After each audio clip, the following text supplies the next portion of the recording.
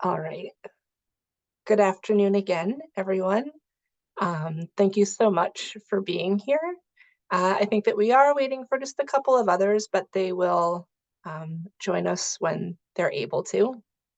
My name is Carolyn Flynn. I'm the Director of Early Relational Health here at the Center for Great Expectations, and so grateful to First Lady Tammy Murphy and all of the individuals and organizations that are involved in Nurture, New Jersey, who created this wonderful platform for us to celebrate Maternal Health Day, which is officially January 23rd, but we're making it into a week-long party. So excited to be able to offer this experience and this information around early relational health as a really important core component to maternal health. So I'm imagining that all of us are in the middle of a busy day and coming from busy places into this space. So I'm just going to offer us just a moment to get into a little bit of a reflective state, which we will be talking about as a really important component of early relational health. So I'm just sitting and thinking for a moment about the gratitude and appreciation that I have to be in a warm space, in my warm home, protected from the elements with a cup of warm tea, and to take this space to honor work that is so important to me with people to whom this work is also so important, whether you are a professional or a parent. And so I'm just going to spend a moment of appreciation for this time in this space. And then I'm also just going to call to mind those that we serve and the vulnerable populations here in New Jersey, particularly families, mothers, parents, and their children who are not in a safe place, who may be experiencing housing insecurity, or they may be homeless or misplaced. And just thinking about them and sending loving kindness and holding them in my heart and in my mind's eye, just imagining a shift, whether it's a sudden shift or a subtle shift, just a dissipation of their hardship for a moment, and a moving in of some peace and a sense that they're being held in love. And if they're cold, that the warmth of our heart is enveloping them. And may they have an awareness that they're cared for by all of us in this state who are doing this work. And I'm going to hold that feeling and just breathe into it.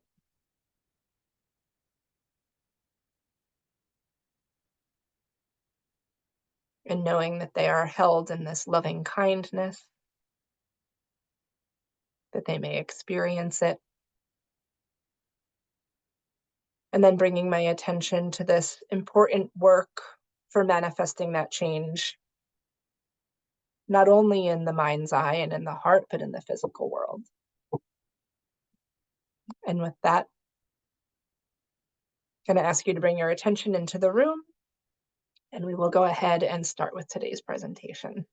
So the first thing I will mention is that I cannot see you. I know many of the individuals who have joined here, and many are new colleagues that I haven't met yet, but just wanting to kind of give that reference that I can't see faces, and that's always a little bit odd, but hoping that you are well where you are. So today we're going to be talking about the parent-child relationship as really the foundation for health across all domains. So thinking about how we can prevent and heal trauma by really understanding how relational trauma in particular impacts child development, and then how we can really leverage the parent-child relationship as, I would say, and I think others on this call might raise their hand in agreement, the most powerful tool for supporting child wellness. And I raise my hand high when I make the assertion that it is, in fact, the most powerful tool amongst many powerful tools. I'm starting with this quote by Besser van der Kolk. just to center us in this work, this idea that the parent-child relationship is the most powerful mental health intervention known to mankind. And as we think about this quote, I think there's a level of understanding that the parent-child relationship is a powerful tool for the child's healthy development. We're going to explore that today. But also inviting this idea that it's a system and that the relationship with the child is also healing for the parent as well, that this relationship is healing in both directions.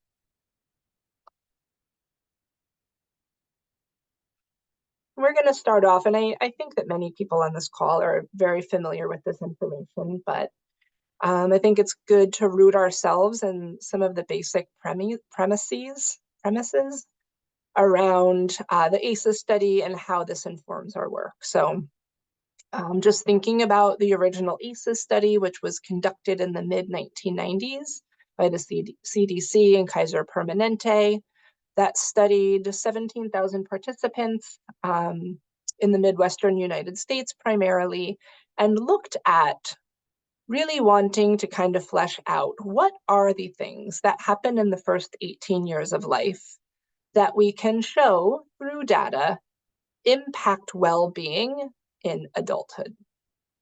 And so this first study found these 10 adverse childhood experiences, and they're listed here. We've seen them. But I want to just bring your attention to the fact that these 10 experiences, which rose to the surface among many different categories of trauma, have in common that they are all relational in nature.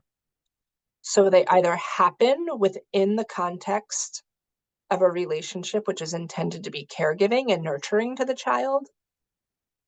So thinking about physical abuse or emotional abuse, that there's an expectancy that the abuser would be caring for me.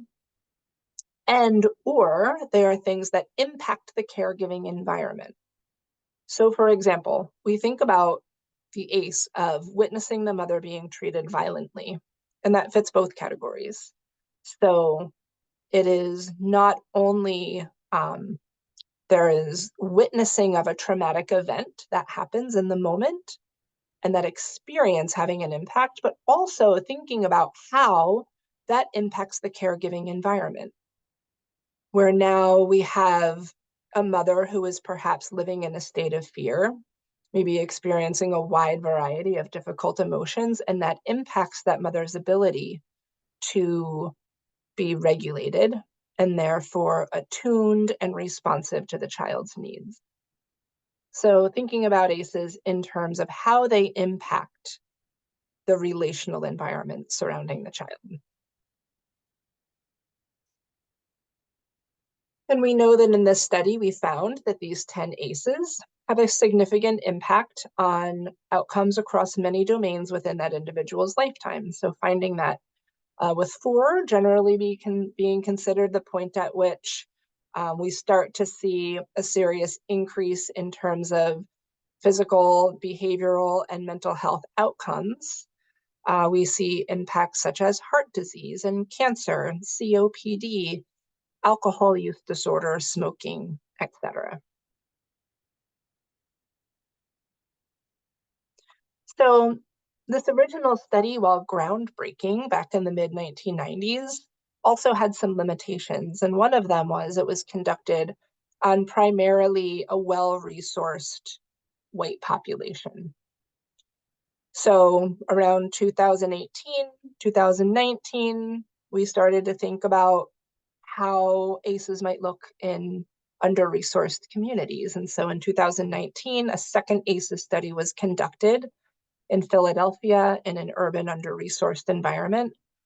And we found that there are adverse community environment aspects of a community environment that can be ACEs as well. So thinking about things like experiencing racism, having food scarcity, living in poverty, these things that are surrounding families and surrounding individuals, which also have an impact on well-being across domains. And not surprisingly, there are many things that we could pull out as differences between those studies. But we found that in the urban study in 2019, there were more ACEs that were reported. That's not surprising. And that also these community level ACEs that were just described were present in 4 or more of these community ACEs were present in more than 40% of people who were studied. And so drawing in the substance use piece and thinking about how ACEs can impact sort of a spiraling effect in terms of things that can impact individuals and families, ACEs also had a strong impact on substance use. So in general, the higher the ACE score, the higher the chances of addiction to drugs and alcohol were found. And I think it's really important just to really look at some of these numbers and really think about the impact for those of us who are working directly with families impacted by substance use, or whether we're just thinking about how in terms of substance use affects every individual within a community. That for individuals with 4 or more ACEs, there was a 500% increase in adult alcohol use disorder. That men with 6 or more ACEs had a 4,600% increase in IV drug use. And for women, this study found that 78% of IV drug use can be attributed to adverse childhood experiences. So as a person who works for an agency that focuses primarily on substance use, I always really just like to introduce this slide to help us to think about shifting our lens of substance use in terms of helping us to shift from this idea that it's an individual failure or even a moral weakness, something that someone should just change, to really looking at that within the context of how trauma impacts substance use. And really thinking about the how of that. So traumatic experiences, as we're going to talk about in this presentation in a lot more detail, we can really think about substance use as an affliction of self-regulation, that when an individual experiences early trauma, it affects brain development, particularly one's ability to regulate emotions on their own. And if an individual doesn't have the capacity to change the way they feel internally, or by turning to resources either to regulate within the community or having another individual to co-regulate with, it would make perfect sense that someone would use a substance in order to regulate. Additionally, we talked about ACEs as being relational in nature, that they happen within the context of a caregiving relationship, and then that young person in a very adaptive way comes to understand relationships as being unsafe. And that makes it difficult to form healthy attachments, right? So if we're creating defenses in order to stay safe, it becomes difficult to create connections and relationships that are satisfying and co-regulating. So then it would again make sense to turn to substances in order to help oneself regulate the way that they're feeling. We also see that adverse childhood experiences don't only affect physical, mental, social health outcomes within an individual's lifetime, as the original study found, but that the ACEs, the number of ACEs that a parent has, also impacts the well-being of their children. So it is passed down from generation to generation. So when we see that mothers in particular have high levels of ACEs, their children are at risk for poor physical, behavioral, and cognitive outcomes. So what we're going to be talking about today is how do we leverage the parent-child relationship in order to prevent this from happening or mitigate its effects. Okay, so this is a really neat study that was conducted in Japan back in the early 2000s. And in this study, researchers had pregnant moms, they were about 6 months pregnant, watch 2 film clips. And in the first film clip, so in both groups, they were wearing headphones. So the gestating prenate was not able to hear the movie that was playing in the outside environment. The mother had headphones on, and the mother was watching a film on a screen. And using ultrasound, the researchers monitored the fetal arm and leg movement. So in one group, the moms watched a clip from The Sound of Music. I might be dating myself. Perhaps others here haven't seen this movie, but there's a scene that was intended to induce feelings of happiness. It was a woman in a flowy dress twirling in the Alps with beautiful music playing. So mom watched this film, and if you look at this first image on your screen, what was shown was that she watched a neutral film, then The Sound of Music came on, and then a neutral film again. And during this period of time, when the happy film was initiated, the fetal arm and leg movements increased, and then the neutral film came back on at the end, and they went down to just around the original level of arm and leg movements. In another group, the moms, again, with headphones on, watching on a screen, ultrasound on the belly. The mom watched a scene from a movie called The Champ, in which a young boy is crying over the body of his dog who has just died, and this was intended to induce feelings of sadness. So watching the neutral film, putting on The Champ, and then the neutral film again, and what was seen on the ultrasound was that fetal arm and leg movements decreased and then did not return to baseline. They actually continued to decrease during the time of watching the neutral film. So indicating that the mother's emotional state had an influence upon the activity of the prenate as that was happening. And the conclusion being drawn, the theory that's being pulled from this is that the prenate is actually having an in the moment response to the mother's emotional state.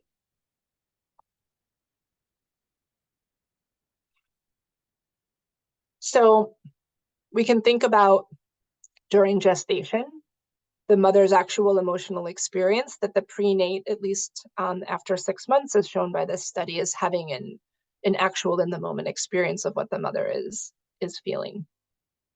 And then we think a little bit around sort of the why that happens and how that is a part of human adaptation. So I'm going to talk a little bit about some of the mechanisms that might be behind that. So without getting into like all of the gory nitty gritty in terms of this system, we can think about the HPA axis as being a system which is related to survival by enabling the fight or flight response to happen. We're going to continue to talk about that through this presentation too. So the HPA axis regulates and enables the stress response system, the ability for a person to fight, flee, or freeze when they are in danger. So one of the components of the HPA axis is that the body secretes cortisol, which is part of the ability to fight or flight. So cortisol, when there is a stimulus that is stressful, the HPA axis activates and cortisol is released into the blood system. Now, during gestation, typically the placenta would secrete an enzyme called CRH. And CRH, the job of CRH is to change cortisol to its inactive form called cortisone, so that the gestating, the prenate is not directly exposed to cortisol, because cortisol can be toxic to the prenate at high levels. When the mother is in an unsafe environment, the enzyme 11 beta HSD2, we don't need to know what that is exactly, is downregulated. So the cortisol is not changed to cortisone, and the infant is directly exposed to the cortisol. And again, that can be toxic in high levels. At high levels, exposure to cortisol can affect fetal brain growth. So we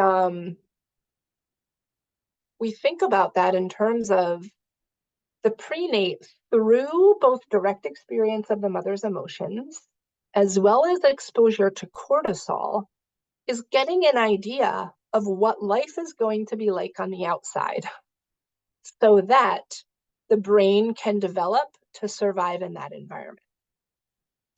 And what we see is that mothers who are in high stress environments, who have high levels of cortisol, their HPA axis is highly activated, they are growing children with brains that have larger and more reactive amygdalae. We're going to get into the brain structures later, but the amygdala's job is to scan the environment for danger, so a very sensitive scanning system, and smaller cerebral cortices, so the part of the brain that is dedicated to emotion regulation, logical thought, creativity, language development, etc.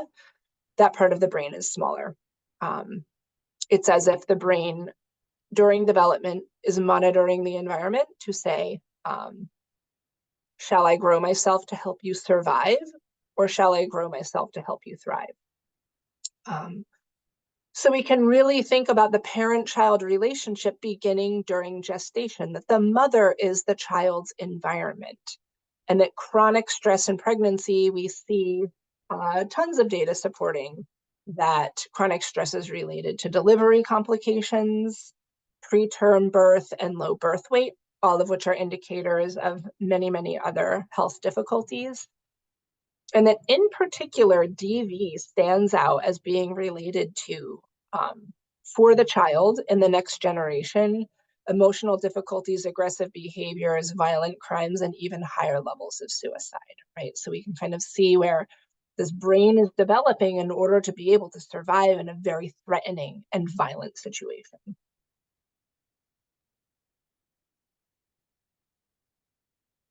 In particular, we see that levels of cortisol during pregnancy, so the mother's level of cortisol, is linked with larger amygdalas, particularly in gestating females. And again, reminding ourselves that the primary function of the amygdala is to scan for danger in the environment. It's to process emotions like fear, perceptions of danger, and it's part of the system of activating the fight, flight, and freeze response. And we also see there's some evidence around the amygdala, the size of the amygdala in particular, playing a role in affective disorders. So mood disorders like depression or bipolar, that the amygdala plays an important role in many mental health diagnoses. So again, going back to this idea of during gestation, the brain is developing in response to the environment vis-a-vis the prenate's experience of what the mother is feeling and what the mother is encountering in her environment.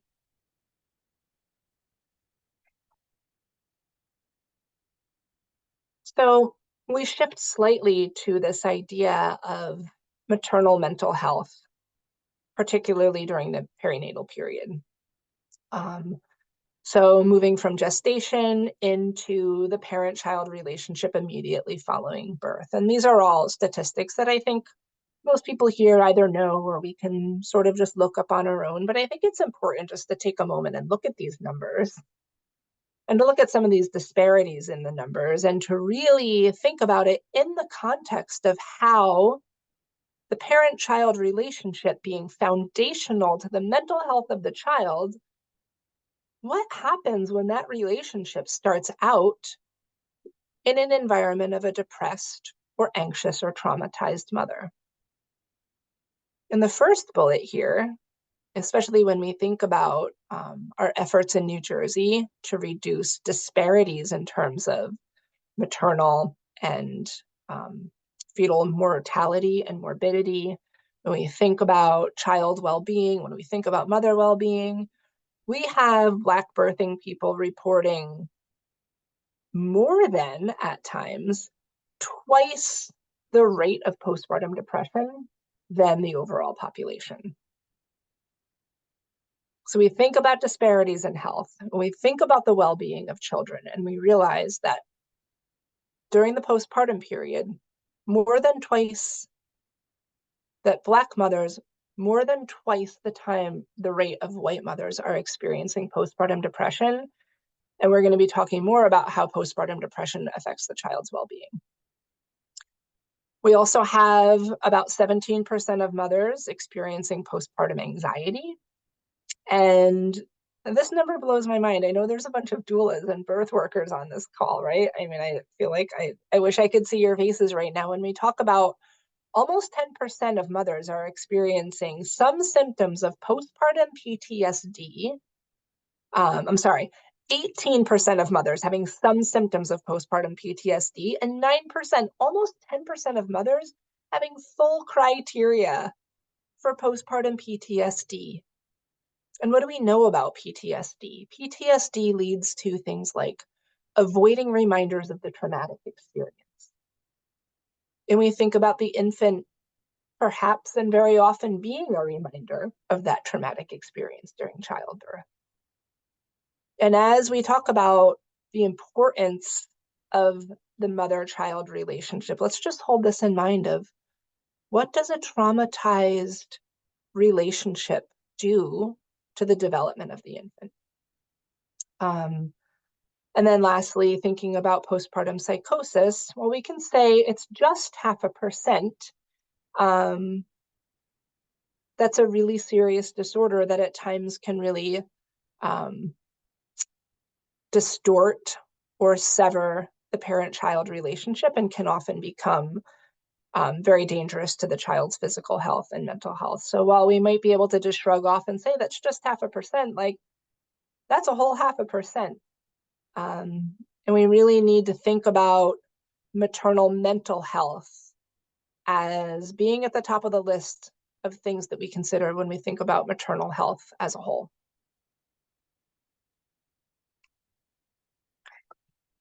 So looking a little bit more into how does a mother's state of mental health impact the child's development? So we think about a mom who's depressed, or she's anxious, or she's in a dissociative state, so where she's kind of withdrawing, right? She's going into her own world. She's kind of not fully able to be fully present, or at times is not present at all in what's happening in the moment. That these states can lead to misattunement to the child's cues. So perhaps putting an inaccurate, a skewed, an unhelpful meaning to the child's behaviors. So for example, we might find that mothers who are experiencing mental health difficulties might interpret the child's crying as saying, you're not doing a good enough job. You're not a good mother. You can't soothe me. We also see situations where, so for example, a depressed mother may not be able to actually pick up on the physical cues of, I need engagement, or I need support, or I need co-regulation. They're literally not able to notice those cues or to be able to respond to them in a way that's helpful to the child. On the other end, with a very anxious mother, we might see that there's sort of a hyperattunement to cues, and there's a difficulty with sort of tolerating the child's discomfort, which can lead to the child having no time where they can sort of cue and feel just maybe just a little bit of discomfort so that they can very, very gradually learn to utilize their own resources. Like, right, the mother is always there right in that immediate instant, even as the child grows. So these states can really lead to an altered response, which is not helpful to the child's development. We also look at, and this is so important as we're working with mothers and we think about So often, especially in child welfare cases and decisions regarding, is this a quote unquote fit mother, or does this mother have the capacity to take care of the child? Um, the amount of studies that are showing that parental stress has a very high impact on the parent's ability to attune and to respond to the child. So thinking about things like food insecurity or unsafe neighborhoods, or whether there's DV in the home, that it's not that mother's capacity or willingness or ability to take care of the child that's at stake. It's more about mitigating the levels of stress that are on her, because any parent would be unable to be attuned and responsive given high levels of stress that so many of our families in New Jersey are experiencing. And then looking at how the mother and child are a system of co-regulation, going back to that idea of what Besser Van der Kolk said, the parent-child relationship being the most important mental health intervention, that the parent's ability to regulate their emotion is a major determinant of that child's ability to regulate their own emotion. We're going to talk about this more going forward, but that the parent's ability to regulate their emotion is connected to behavioral difficulties during childhood.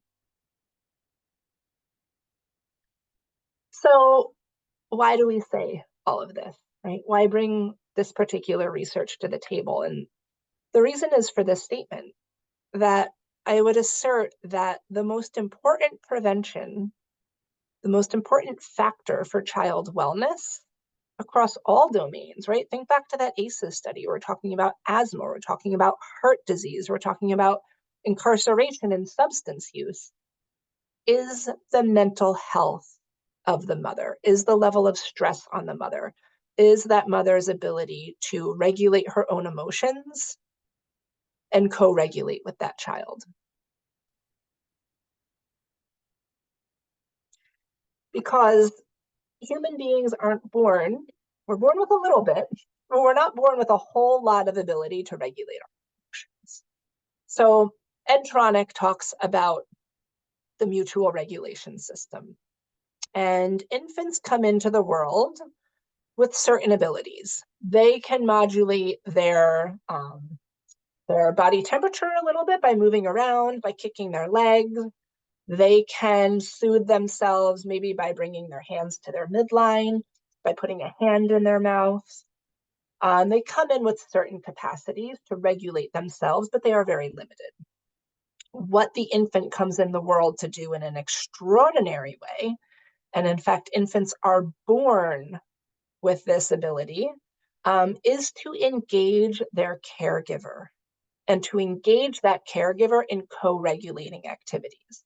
So we see from 10 minutes after birth, you can see some infants who, if the parent sticks out their tongue, the infant will stick out their tongue back, right? And we think about how complex that is in terms of understanding that your tongue is the same as my tongue, and being able to actually intentionally stick my tongue out of my mouth at 10 minutes after birth is really quite extraordinary. We also think about, I'll just ask you, like, draw to mind a newborn's face, right? Their faces are just so pleasing to the adult, particularly an adult who is in a healthy mental health state, right? That can switch if we're feeling anxious or we're feeling depressed or we have PTSD.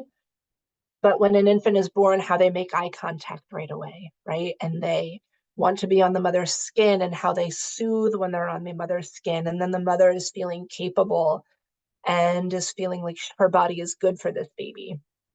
How really the infant's ability to regulate is based upon the infant cueing a regulatory system within the care provider.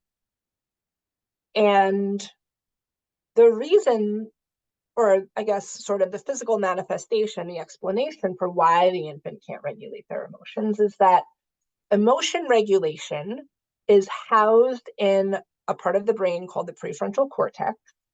And that's the last part of the brain to fully develop. I'll actually share with you, I have a brand new early relational health clinician who mentioned to me, I waited to get married because I wanted my prefrontal cortex to be fully developed. It's fully developed in our mid-20s, and it develops within the context of regulated face-to-face interactions with caregivers. Over the course of millions upon millions upon millions of regulated interactions, the infant, the toddler, the child, the teenager's brain develops the ability to regulate the nervous system on its own. So if we have a dysregulated mother, a dysregulated father, a dysregulated caregiving system that includes the environment, the infant's ability, the child's ability to regulate their own emotions will not develop properly. And then we turn to things like substances or unhealthy behaviors that lead to the outcomes that we see in the ACEs study. Now, and I'm going to try to pick up the pace here because I realize we're running out of time really quickly. I want to talk a little bit about the vagus nerve. And this is the work of Stephen Porges, among others. The vagus nerve is important in the process of the fight, flight, or freeze response. So the vagus nerve, the nerves run into our facial structure, literally through the heart and into all of the internal organs in our body. So again, we think about the stress response, the vagus nerve is firing, and blood will come away from our internal organs and into our hands and feet to fight or freeze. And what also happens, because this nerve goes into our face, is it's shutting down all non-survival aspects of being human. If I need to fight, flight, or freeze, my ability to express to you how I'm feeling via my face is not important for my survival. That's going to go away. So the vagus nerve is taking the energy away from my ability to both give facial cues and also receive facial cues. Blood goes away from my internal organs. I can fight or flee or freeze. Now, here's another way of looking at that. We think about the social engagement system as being those nerves that are related to our face. And I'm thinking about even myself, like 40 minutes into this presentation, and I'm like, oh, I can breathe again. I was a little bit nervous in the beginning. I think when I look back on this video, my face is going to be very flat in the beginning because I was in maybe a little bit of a flight response, a little bit of a freeze response. Am I going to say the wrong thing? I was tripping over my words. That social engagement system was not vital while my body felt threatened. I was in a fight or flight, but now I'm feeling a little bit more relaxed and my social engagement system is back online. I'm feeling a lot more variability in terms of my facial expression. As soon as an individual, that sympathetic nervous system, so looking at the pink area here, as soon as that's activated, we move out of our ability to engage socially into a fight or flight response. If we can't fight or flee, we go into a dorsal vagal response where we are dissociated or frozen. So we think about individuals who are experiencing mental health difficulties, they are in unsafe or unnurturing environments. How can parents, they're pulled out of the social engagement system.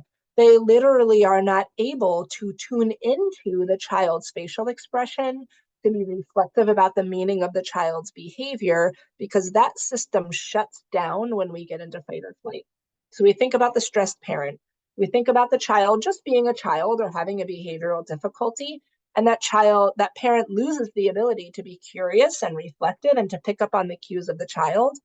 And now we have a very difficult and dysregulating interaction happening between the parent and child, when what we really need is for this difficult moment to be an opportunity for the child to interact with a regulated caregiver so that that part of their brain can develop.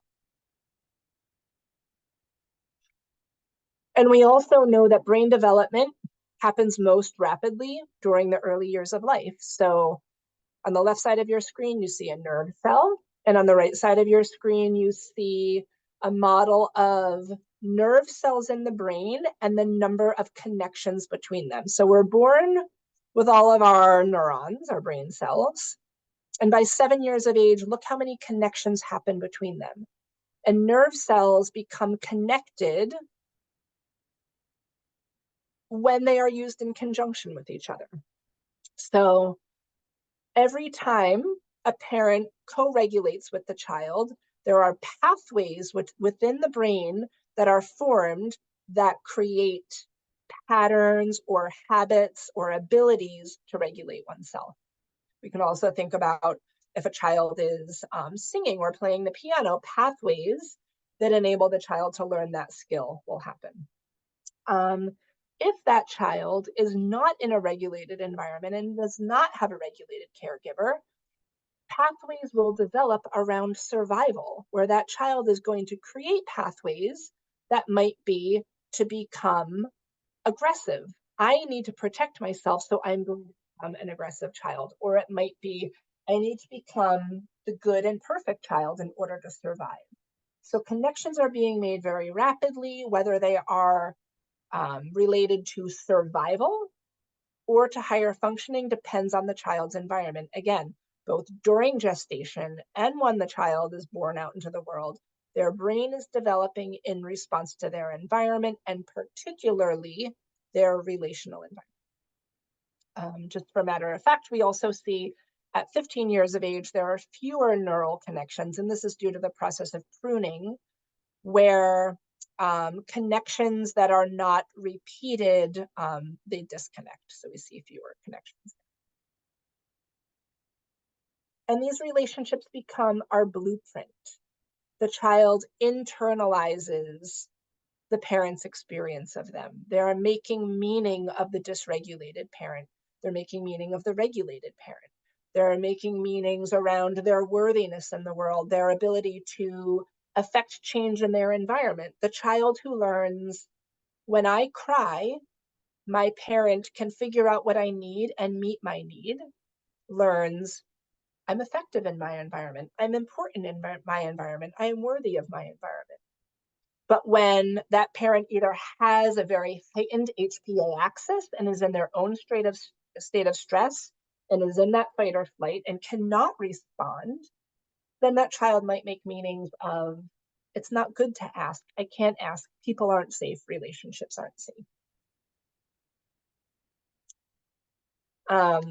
So I'm just going to have you observe this momentary interaction here. And if we were in the same room or if we could talk, I would ask you, what is happening here? And I wish that I could hear the responses from this group because I love this activity. But what folks often say is the child is asking the mother for something.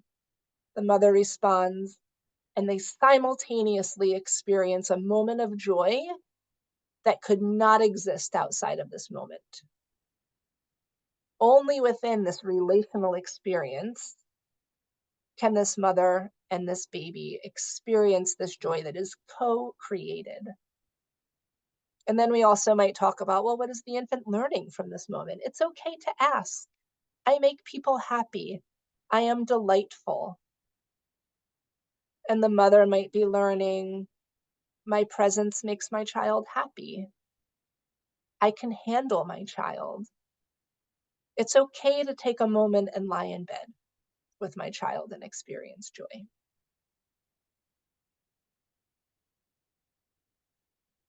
So, what can we do as professionals, as parents, as caretakers, as administrators? What can we do? So, we can start by a mindset shift from thinking about what parents need as being parent education to building capacity for connection by shifting levels of stress, by attending to social determinants of health. And while parent education can certainly be helpful, I think about all these things that I wish I knew when my children were little. That's helpful, but the real issue at heart is not that parents don't know what to do. It's often that their own ability to regulate is impacted by the experiences that they have. So they need systems around them that can help them regulate their nervous systems so that they can build their child's brain's capacity to regulate their nervous system. And part of that is shifting from this separatist, really patriarchal and racist view of just like we think about, the mind being separate from the body and the mind being more important than the body, the parent and the child being separate. We need to shift that into this idea that they are an interdependent system. And when we think about interventions or policies or ways of being with families, we really can't separate the parent and the child. If we remove a child from the environment and we give that child an intervention, but we don't change the system that surrounds the parent, that's parent blaming as if they are the problem. We really need to take that systems approach and look at the way that they are interacting and the way that the environment that surrounds both of them impacts their relationship.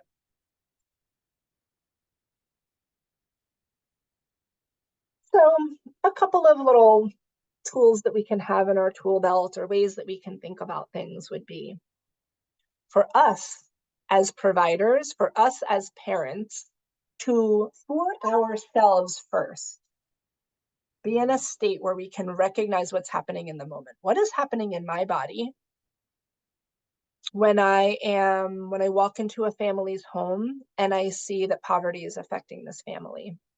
Can I recognize what I'm feeling in my body? Can I validate that it's okay to feel that way? And then can I hold a boundary in terms of, I am going to regulate that feeling so that I can be present for this family and not bringing bias or judgment, or that they, are not witnessing a negative emotion on my face. And then once I'm regulated, then and only then I can be in a reflective state where I can be curious around what are some of the systems that might be impacting that family.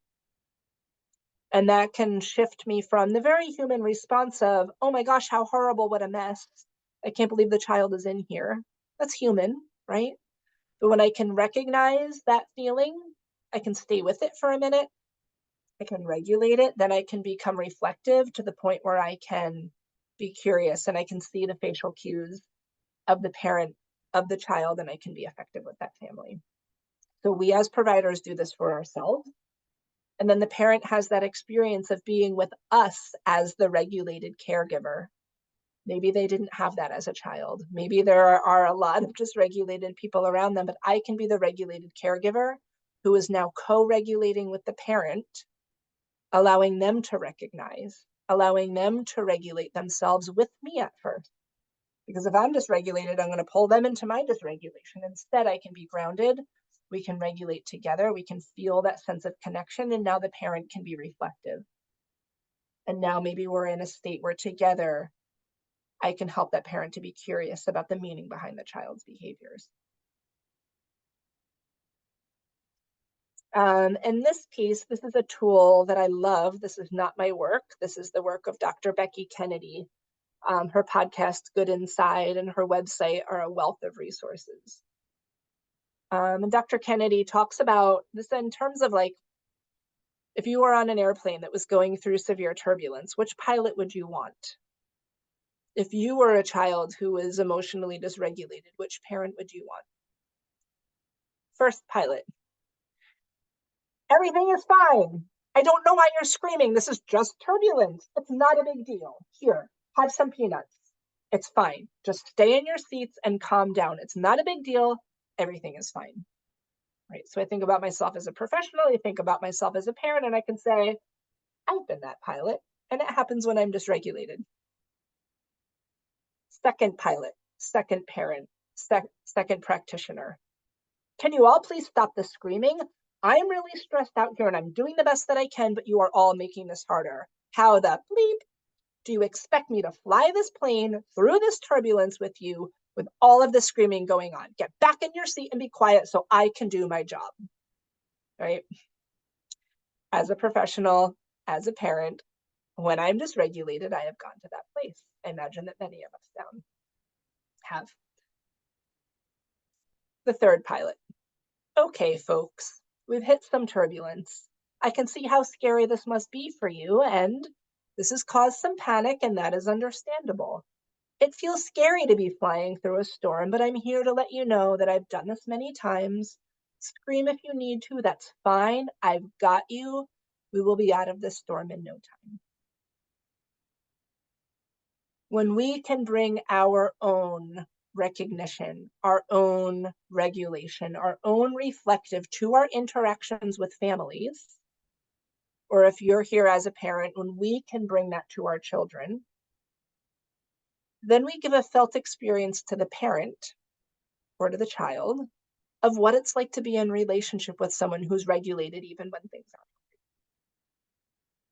And so we can bring this idea of being able to regulate oneself even in a difficult moment so that I can stay in that state of relational engagement. Something scary is going on, but I can regulate myself and I can still be curious about your experience. I can still tolerate your difficult behaviors, and I can stay in a reflective state of wondering what's going on for you in this moment and how healing that is for the person who is in relationship with the provider at that moment. And Donald Winnicott called that the holding environment. So again, we as parents providing this for our children, we as practitioners providing this for our parents, so they have a felt experience of what it's like to be like this with their own children. And we have this parallel process where then the child can have this experience with their parent. In the holding environment, the parent can regulate during the child's emotional expression. They experience the child's emotions as normal. The child's fear, the child's anger doesn't become threatening. It doesn't put me into fight or flight. I can stay reflective and say, of course they're feeling angry right now. They're two. Their developmental process is such that me saying, no, you can't put your shoes on by yourself, we're late going out the door, would cause anger. That's normal. The child can freely express their emotion. The parent can say, I see that you're angry. Of course you're angry when mommy's rushing you out the door. You want to do it by yourself. You're two. You can express your anger. And the parent's feelings of calm are stronger than the child's difficult emotion. And I am going to stay regulated and in a state of love for you, even when you're angry, so that the child can learn that difficult emotions are acceptable as well, that we don't need them to go away, that we don't need to turn to things like substances or risk-taking behaviors or self-harm or destroying property in order to dissipate those emotions. But if my parent can hold them and they can help me hold them, over time, my brain will develop the ability for me to hold them and shift them as well. And then the parent-child relationship becomes a buffer against toxic stress. And what we see is that these early relationships, particularly during the first 3 years, during the first 5 years, throughout childhood, they build a psychological immune system for the child.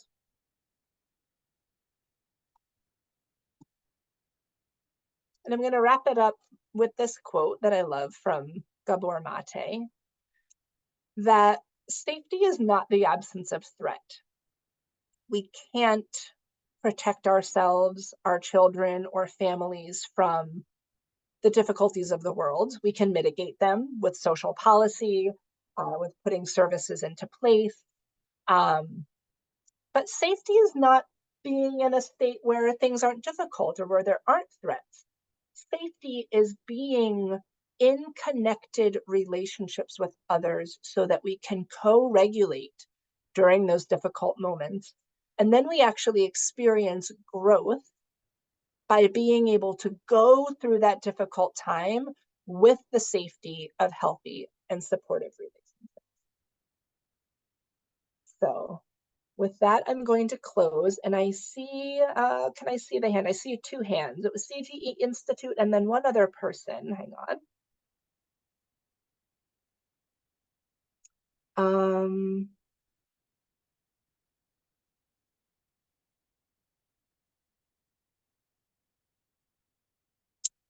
it was Zane Oxner, and I hope that I'm saying your name correctly. I don't think that in this webinar we can hear each other, but I'm wondering if you might put your question into the chat.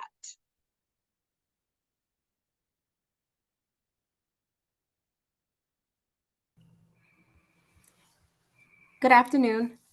Hi, how are you? Doing well. Great presentation. I was wondering if the presentation will be sent to us via email afterwards. We will be sending a recording of the presentation out following. Oh, that's perfect. Thank you so much. You're very welcome. I'm so glad that you enjoyed it. I did. Thank you. Any other questions or comments or feedback or resources that anyone wanted to share before we close? Oh, wait, hang on. I'm seeing Q&A.